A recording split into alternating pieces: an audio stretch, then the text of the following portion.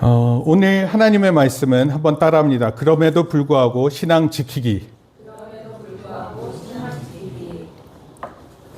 다니엘서 말씀입니다.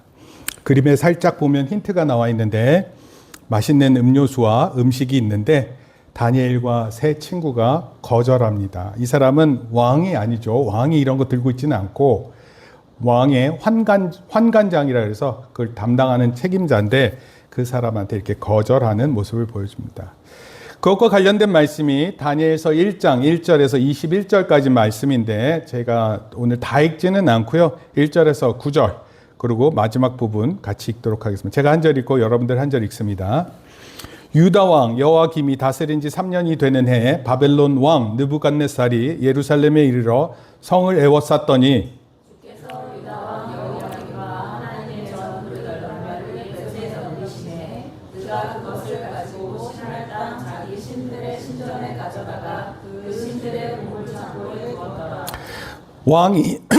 왕이 환관장 아스브나스에게 말하여 이스라엘 자손 중에서 왕족과 귀족 몇 사람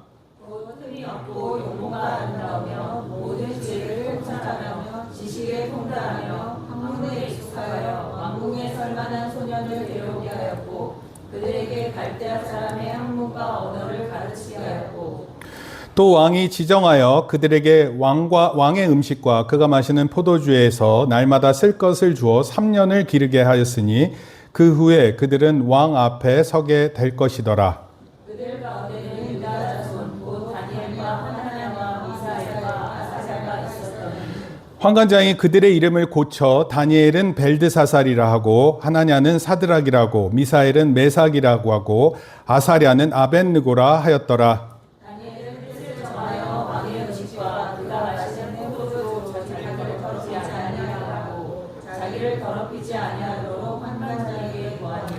하나님이 다니엘로 하여금 환관장에게 은혜와 긍휼을 얻게 하신지라. 15절입니다.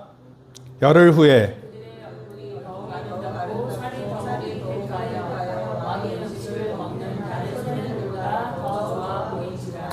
그리하여 감독하는 자가 그들에게 지정된 음식과 마실 포도주를 제하고 채식을 주니라.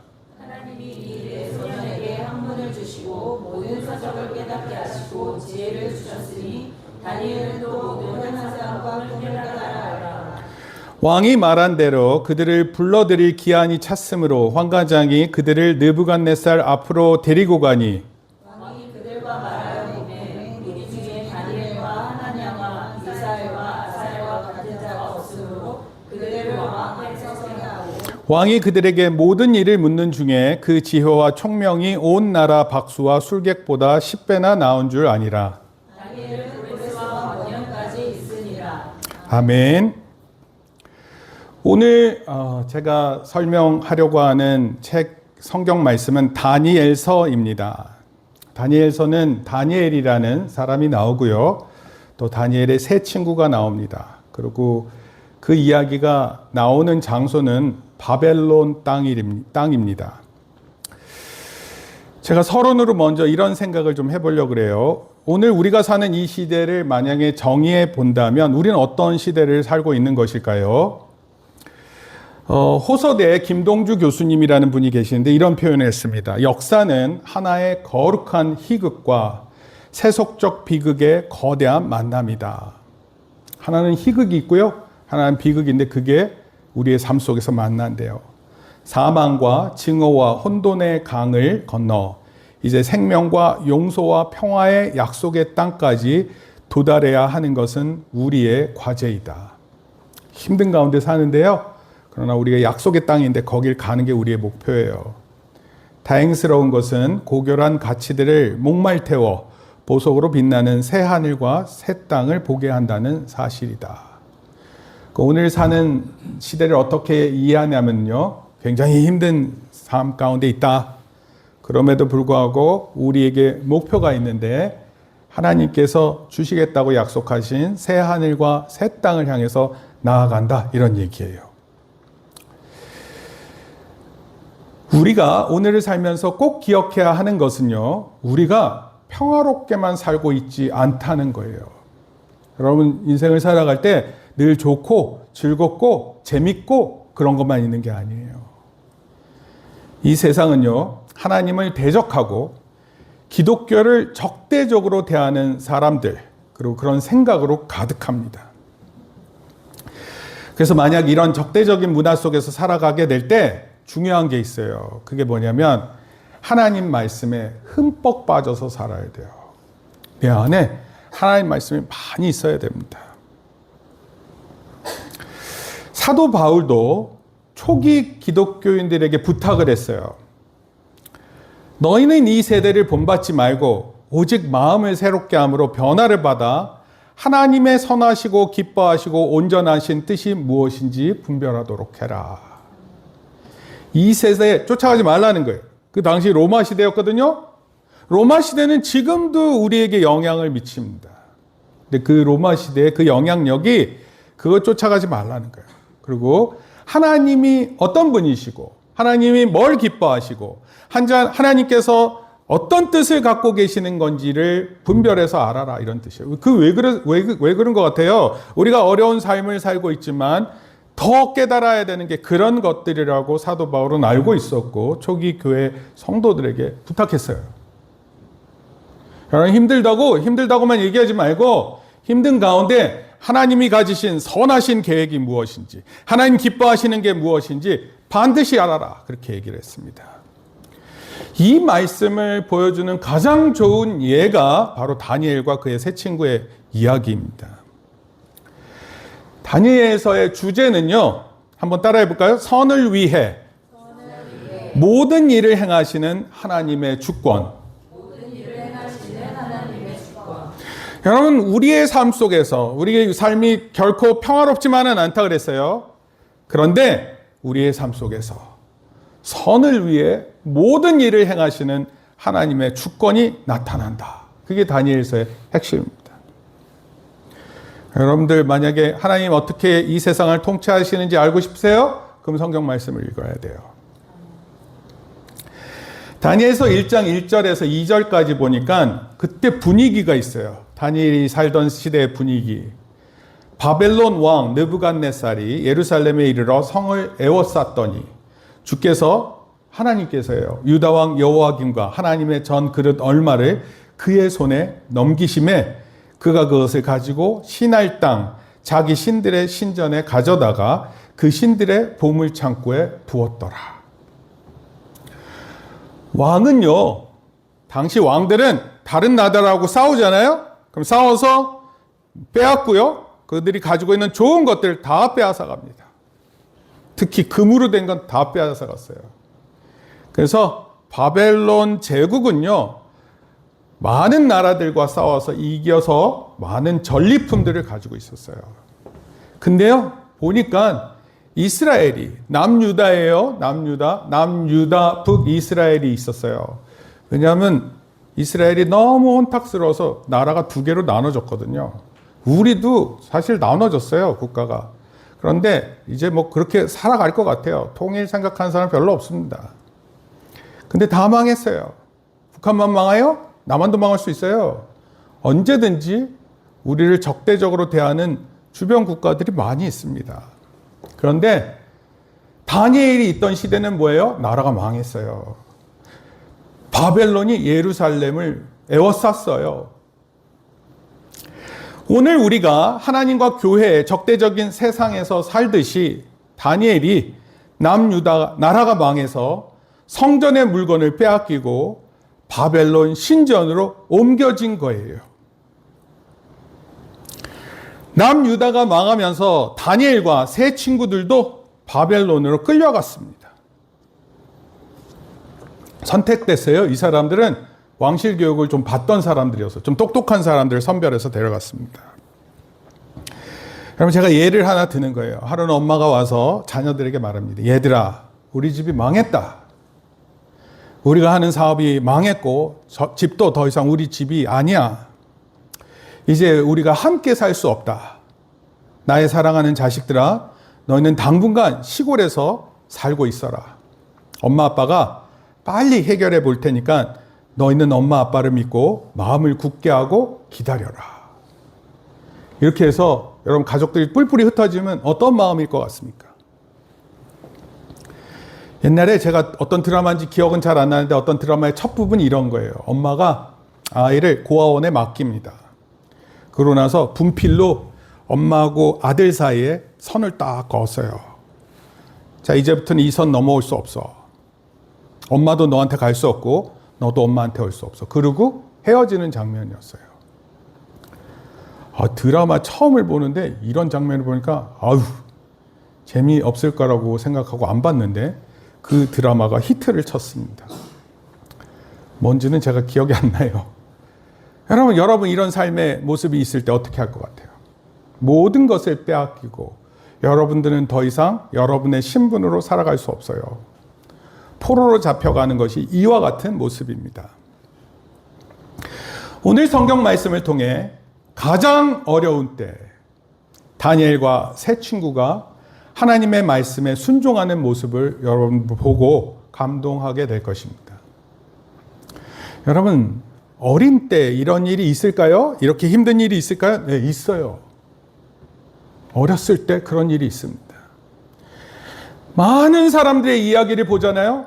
어렸을 때 매우 공경에 빠지는 일이 있습니다. 그 사람들은 다 망해야 될까요? 여러분, 그렇지 않습니다. 그런 가운데 하나님과 함께하는 사람들의 이야기가 여러분들한테 감동을 줘요. 그들은 하나님의 택한 백성으로 자기의 정체성을 굳게 지킵니다. 그리고 하나님을 향해서 믿음을 나타냅니다. 그 믿음을 행동으로 나타내요. 여러분, 여기 우리 아까 청년들 나와서 여기 애들이 나오면, 우리 학생들 나오면 거의 절반 이상이 나와 있는 거예요. 근데 이 학생들이 이렇게 나와서 찬양하면 걱정하더라고요. 사람이 없는 것을. 목사님은요, 옛날부터 그걸 보고 있었어요. 그래서 설교를 할 때 여기 한 300명 있다 생각하고 설교하고 있어요. 300명이라고 생각해요? 저는 3,000명이라고 생각합니다. 일당 100. 그러니까 한 사람 100명씩 책임지는 거예요. 아멘 안 하나? 네. 이럴 때 이런 거 하면 복 받을 텐데 참. 힘겨운 포로 생활 중에도 하나님의 선하심을 증거했어요. 하나님은 선하시다. 내가 믿는 하나님은 분명하시고 나를 끝까지 책임져 주신다. 여러분, 그리스도인이 뭔지 아세요? 그리스도인? 그냥 뭐 교회 다니면 그리스도인 이렇게 불러주는 것 같으세요? 아니에요. 그리스도인은 이런 거예요. 그리스도의 보혈로 예수님 십자가에서 흘려주신 피 때문에 우리가 구속되었다.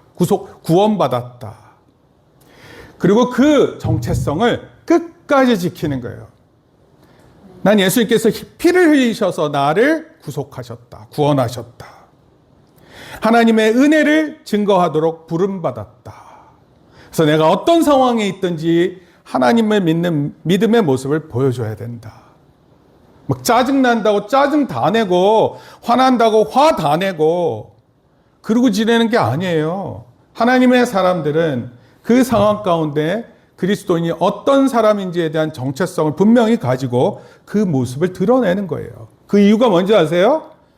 이 세상에서 우리는 나그네예요. 나그네. 이 세상에서 우리는 포로가 되어 있을 뿐입니다.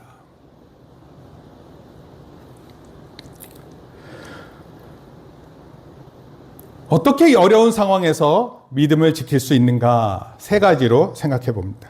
첫째, 따라합시다. 자신이 누구인지 기억하세요. 여러분 누굽니까? 경찰서에서 물어봐요. 어떻게 되세요? 신분증 보여주세요. 신분증 보여주면 거기에 다 나와 있습니다. 뭐가 나와 있습니까? 이름 나와 있고 사는 주소 나와 있고 언제 태어났는지 나와 있고 만약에 여기저기로 이동했으면 그 이동한 위치가 이렇게 다 나옵니다. 신분증에. 그럼 그게 여러분을 딱 정확하게 표현하나요? 그 사람을 정확하게 표현하는 것 같습니까? 특히 적대적인 상황 가운데서 만약에 우리가 포로로 잡혀간 상황 가운데서 우리의 신분을 어떻게 확인할까요? 그럼 막대하지 않을까요? 무엇보다 우리의 상황을 하나님이 모르시지 않는다는 거예요. 지금 우리가 경험하고 있는 어려움, 슬픔, 고난을 하나님이 모르시는 게 아니에요. 하나님 알고 계세요. 하나님 분명히 알고 계시고 그 가운데 일하시고 계세요. 여러분, 그때 우리가 해야 되는 게 뭘까요? 어쩌면 하나님은 우리에게 이 세상 가운데 기회를 주어서 보내신 거예요. 여러분, 어려운 경험하잖아요. 그게 하나님께서 주시는 기회예요. 그 가운데 하나님과의 관계를 정확하게 자기 정체성을 확립하는 것입니다. 그래서 기억해야 돼요. 우리의 상황 가운데 역사하시는 하나님의 손길을 느껴야 하는 것입니다.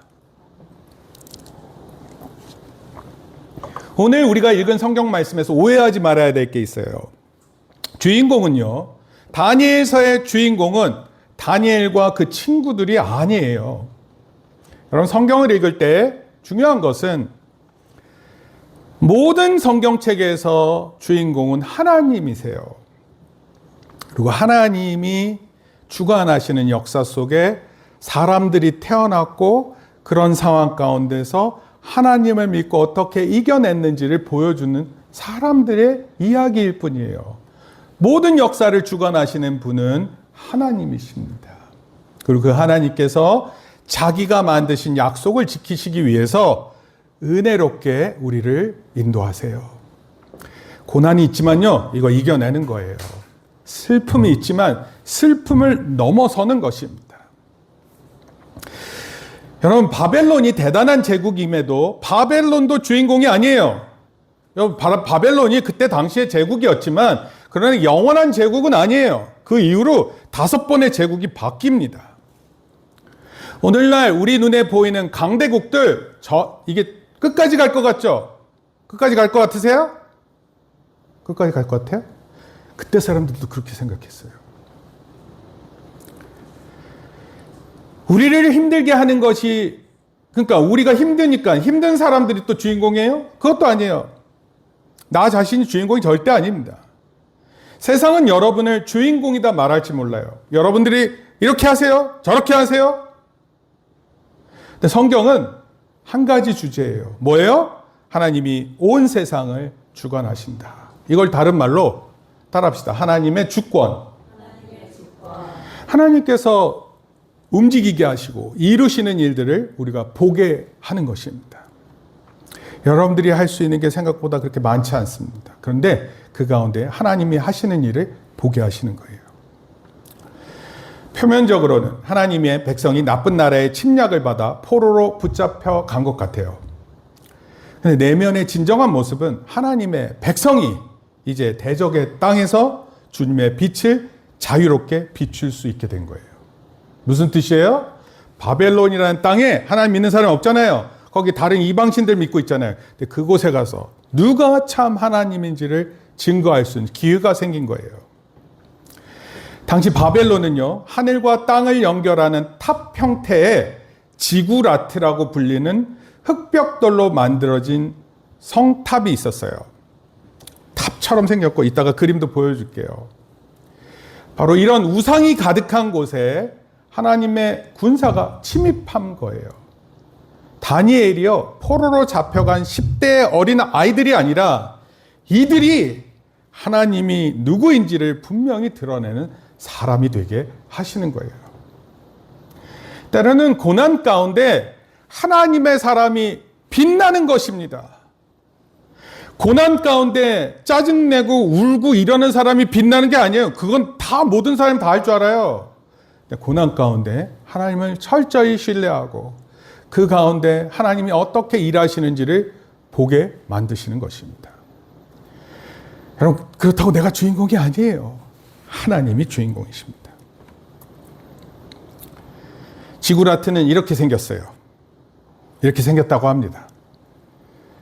원래 만들어져 있으면 윗부분이 다 무너졌어요. 그리고 실제 이제 장소로 가게 되면 이런 거예요. 흑벽돌이라서요, 막 윗부분이 무너져 있습니다. 우리가 앙코르와트 다녀왔잖아요. 앙코르와트 봤었더니 그 뭐 오래된 한 500년 지나가지고요, 다 허물어졌죠. 뭐 그 공사하는데 제가 봤을 때 그 공사에서 다 될까 모르겠어요. 잘 되길 바래요. 하지만 그거 복구하는 게 뭐 그렇게 자긍심이 커질까 이런 생각도 들기는 했었습니다. 하나님 앞에서 단결하는 힘이 대단한 것처럼 보이지만 그게요, 별거 아닙니다. 구경으로 갈 수 있어요. 관광할 수 있습니다. 하지만 그걸 보고 얼마나 하찮은 것인가 깨닫으셔야 됩니다. 따라서 오늘의 상황을 살아가는 우리가 마주하는 현실은 우리 우연이 아니에요. 재수 없어서 걸려든 게 아니에요. 우리의 정체성을 확인할 수 있게 만드는 곳입니다. 여러분은 어떤 정체성을 가지고 있어요? 여러분 승리자, 패배자 있으면 어디에 속하는 것 같습니까? 승리자예요? 패배자입니까? 망했다고 생각하나요? 이미 끝났어요? 우리 인생? 아니면 여러분 자신의 욕망으로 가득 찼습니까? 하고 싶은 일은 너무 많은데 엄마가 하지 말래요. 이렇게 생각하나요? 아니면 다니엘처럼 나라가 망한 상황에서도 하나님의 사람으로 바벨론에 파견된 하나님의 군사라고 생각하나요? 여러분 이런 생각이 중요한 거예요. 생각. 내가 가지고 있는 형편이 중요한 게 아니라 하나님을 알고 있는 정체성 안에서 그걸 어떻게 보는 생각이 중요한 것입니다. 그리고 그게 여러분의 정체성을 정합니다. 그렇다면 어떻게 우리의 정체성을 강화할 수 있을까요? 그게 바로 두 번째 내용이에요. 한번 따라 읽습니다. 거룩함을 시작. 거룩함을 지키기 위해 위험을 감수하세요. 여러분 하나님을 믿는다는 뜻은요. 다른 말로 하나님 거룩하시거든요. 나도 거룩해야 된다는 것을 깨닫는 거예요. 바벨론 왕의 음식을 먹고 마시잖아요. 근데 그것을 이 다니엘과 세 친구들에게 주려고 했어요. 그런데 다니엘과 세 친구들에게는요, 당시 유대교가 가진 음식 규례가 있어요. 먹어야 할 것과 먹지 말아야 할 게 있었습니다. 왜 그랬는지는 모르지만 채소만 먹었다 그랬어요. 그러니까 아마도 고기들이 먹지 못하는 고기였었던 것 같아요. 그리고 성경에서는 왜 안 먹는지 결정을 했는지, 어떻게 결정했는지 이런 건 나와 있지 않아요. 그리고 그거는 나와 있지는 않지만 그들에게는 중요했고 그래서 거절했어요. 중요한 점은 바벨론 포로가 왕을 돕는 자로 세워졌는데 다니엘의 마음 가운데는 어떤 마음이 있었냐면 내가 느부갓네살 왕이 있지만 내가 모시는 왕은 하나님이다 이렇게 믿은 거예요. 그의 마음 가운데. 그리고 그렇게 마음을 먹고 그리고 그 마음을 먹은 가운데서 여러 행동들이 결정되었습니다. 성도인 우리도 나름 소속이 있어요. 교회에서의 소속이 있어요. 또 학생이라는 소속이 있습니다. 직장인이라는 여러 소속감이 있어요. 또 여러분들 가정이라는 소속감이 있어요. 가정 중요하잖아요. 누가 생각하는지에 따라서 결정되잖아요. 근데 바로 이런 소속 가운데 살지만 하나님을 섬기는 것이 가장 중요하다고 결정하는 거예요. 내가 하나님을 믿는 것을 가장 소중하게 여기는 겁니다. 기독교에 대한 적대적인 사회에서 어떻게 살아가야 하는지 다니엘이 보여준다 그랬어요. 따라서 이 세상에서 살아갈 때 하나님이 원하시는 거룩한 삶을 위해 위험을 감수하는 거예요. 여러분들에게 요구하시는, 하나님이 거룩함을 요구하시는 자리가 무엇입니까? 여러분 그거 여러분들이 생각할 수 있어요. 거룩하다는 것은요, 온전한 것을 말합니다. 그리고 하나님 앞에 완벽한 것을 의미해요. 그걸 다른 말로 거룩하다 이렇게 표현합니다. 제가 1996년도에 군에 입대했어요. 원래 저의 소속은 가정, 교회, 직업이 있었지만 군에 입대하면서 저는 군을 중심으로 하는 소속감이 바뀌어졌습니다. 이게 그때 1996년이에요. 지금부터 몇 년 전입니까? 딱 30년 전인가요? 전시에 전쟁이 나잖아요. 군인은, 잘 들으세요. 군인들이 이런 걸 가지고 있는 거예요. 자기의 생명을 담보로 적과 싸워야 합니다. 내 목숨 걸고 싸워야 된다 이런 뜻이에요. 싸우다가 죽을 수도 있고요. 왜요? 적은 그들을 위협하는 위험한 존재로 생각을 해요. 그래서 총과 무기를 동원해서 우리를 겨냥합니다. 상대방이 나를 죽이겠다고 겨냥하면 여러분 우리는 어떻게 해야 됩니까? 우리가 다 할 수 없어요. 그래서 군인이 선발되는 거예요. 그리고 군인이 그 적들과 싸울 수 있게 하는 거예요. 근데 그때는요, 다른 사람이 나의 생명을 취하려고 할 때는 자기 방어권이라는 게 있습니다. 왜요? 그냥 죽어요? 죽이면? 우리에게도 적을 대응하는 자기 방어권이 있어요. 적의 군사적 대응에 나도 군사적으로 대응하는 것입니다. 이런 사람이 군인이에요. 여러분, 만약 이런 대응이 없으면 어떻게 됩니까? 군인 뒤로, 전방에 군인 부대 있잖아요. 군인 부대가 무너지잖아요. 그럼 바로 우리예요. 그러면 누가 가장 먼저 희생이 될 것 같습니까? 노약자, 어린이들이에요. 좀 청년들, 이런 사람들은 도망 잘 칠 거 아니에요. 근데 이런 사람들이 다 죽임 당하고, 여러분, 나라가 망하면은요, 도망갈 곳도 없어요. 외국으로 도망치면 살 수 있는 거 아니에요? 물론 살 수 있겠죠. 근데 나라를 잃었는데 그게 무슨 의미가 있습니까? 아니면 포로가 되고 마는 것이에요. 따라서 군인은 자신의 목숨을 희생해서라도 적과 싸우는 자세가 필요합니다. 군인이 되면 좋은 군사가 되어야 해요. 그럼 목사님이 군대에서 했었던 일이 뭐냐면 군인들에게 정신교육을 강화시켜서 싸울 수 있다, 이길 수 있다, 이걸 제가 정신적으로 힘을 넣어주는 그런 사람이었어요. 어떻게 잘했을 것 같아요? 전 나름대로 정말 열심히 했습니다. 그래서 모든 군인들이 전쟁이 일어나면 다 뛰어나갈 수 있게끔 준비시켰어요. 마찬가지입니다. 하나님의 부르심을 위해 살 때 목숨을 걸 때가 있어요. 시편 1편에 보면 이런 표현이 있어요. 악인의 꾀, 이렇게 나옵니다. 악인의 꾀. 하나님의 사람은 악인의 꾀를 거절하는 거예요. 그리고 하나님 말씀에 순종하기로 다짐하는 것입니다. 어쩌면 이 두 가지 사이에서 고민할지 모르겠어요. 그런데 마지막에는요, 한쪽으로 확실하게 결정해야 됩니다. 다니엘과 세 친구들은 분명하게 하나님의 거룩을 위해서 결정했어요.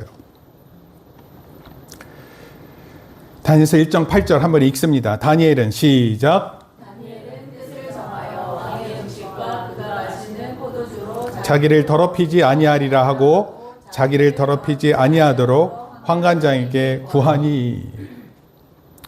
성경 주석가가 이렇게 표현했어요. 바벨론은 다니엘과 세 친구를 질식시키고 있었습니다. 이런 거예요. 너희들이 할 수 있는 건 없어. 내가 시키는 대로만 해야 돼. 그럼 직장에 가보세요. 여러분들이 하고 싶은 대로 하는 것 같으세요? 여러분 하나님 잘 섬기고 싶은데 그런 걸 허용할 것 같으세요? 휴가 가야 되는데 이번에 교회에서 선교여행 간대요. 회사 좀 일정 미루고서라도, 제가 하는 일 미루고서라도 어떻게 안 될까요? 휴가 좀 낼 수 없을까요? 안 되는 거예요, 그런 건. 다니엘은 이곳은 정말로 위험하구나, 그냥 있다가는 모든 것을 잃게 되었어 라고 생각했을 것이라는 것입니다. 계속해서 다니엘과 세 친구는 바벨론화 되기를 강요받았지만 왕의 명령을 따르지 않으며 자신을 더럽히지 않겠다고 결정했다라는 것입니다. 이게 되게 어려운 일이에요.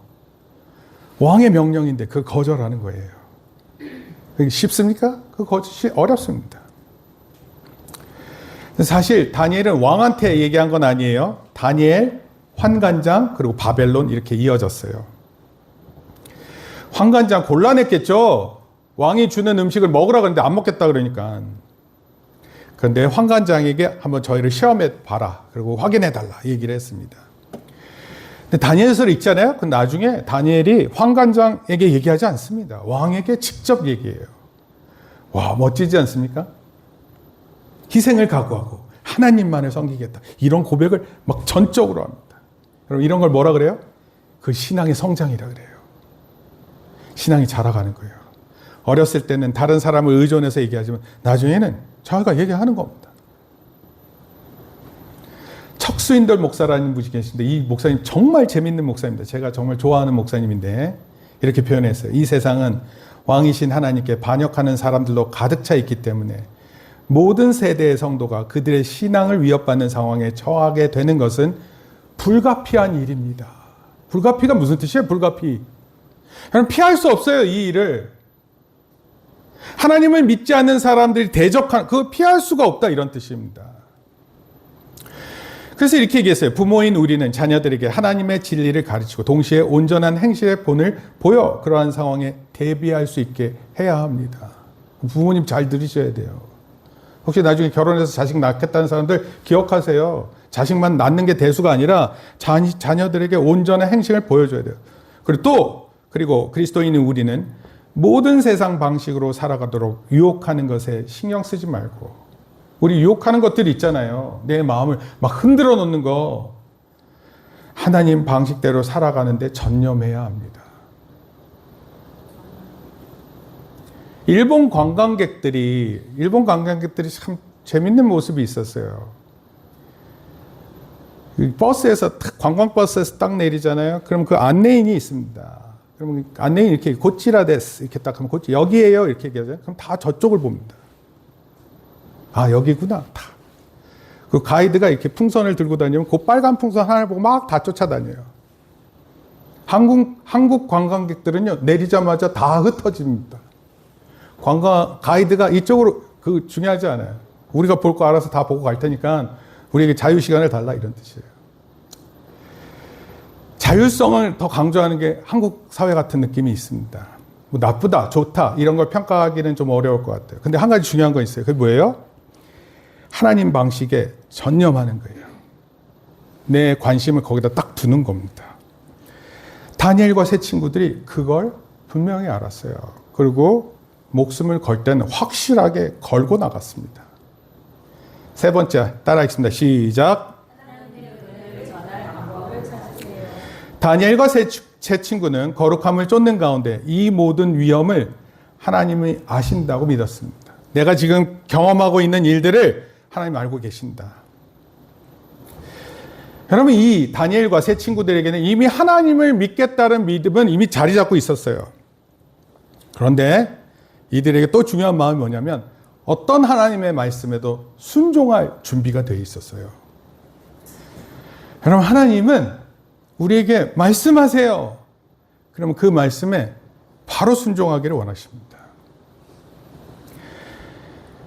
다음 성경 말씀 이제 읽을 텐데요. 다니엘과 세 친구가 지혜와 총명과 봉사를 통해 하나님의 은혜와 능력을 증거하는 모습을 보여줍니다. 우리 읽겠습니다. 다니엘서 1장 17절 시작. 하나님이 이 네 소년에게 학문을 주시고 모든 서적을 깨닫게 하시고 지혜를 주셨으니 다니엘은 또 모든 환상과 꿈을 깨달아 알더라.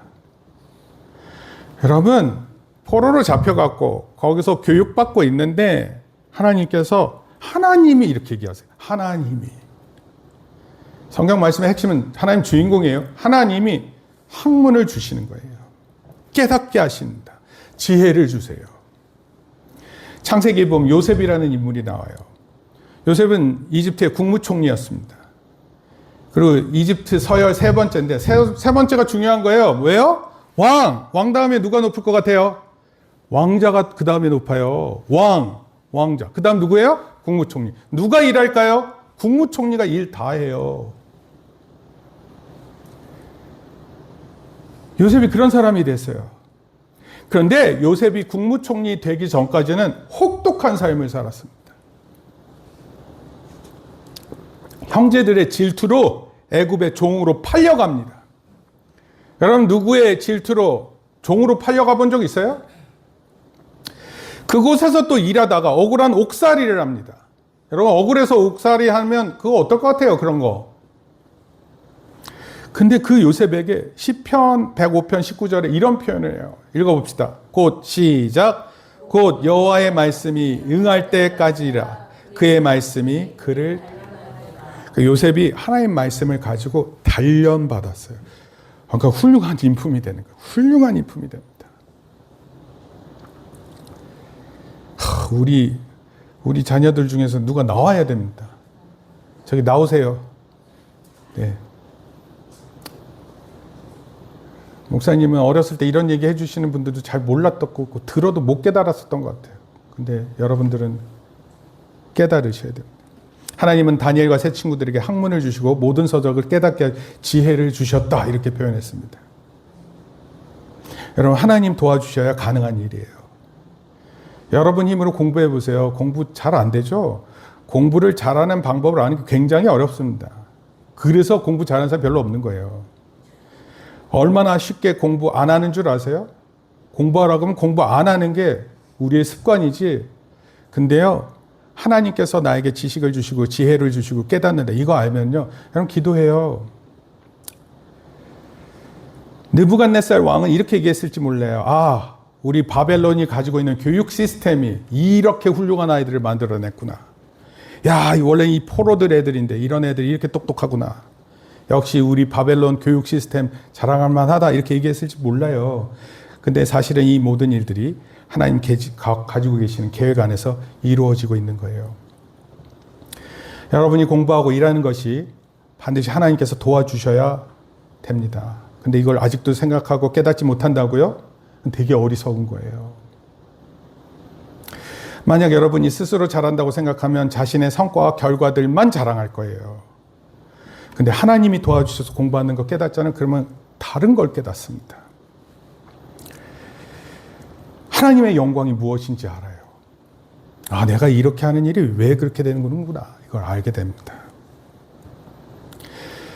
결론적으로 말씀드릴게요. 다니엘서 1장 21절을 보면 한번 읽어볼까요? 시작. 다니엘은 고레스 왕 원년까지 있으니라. 여러분 이게 무슨 뜻인지 아세요? 느부갓네살 왕부터 고레스 왕 때면 이게 몇 년이냐면 70년이에요. 70년. 10대 때니까 80세가 넘어서도 나라를 위해서 쓰임받습니다.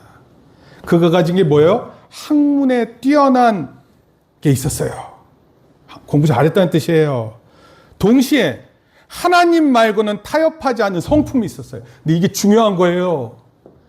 느부갓네살 그리고 지금 여기 나오는 고레스 왕, 왜 왕들이 이런 사람을 선택할까요? 왜 다른 종교를 믿는, 다른 하나님을 믿는 사람이 왜 이 사람이 중요하다고 선택했을까요?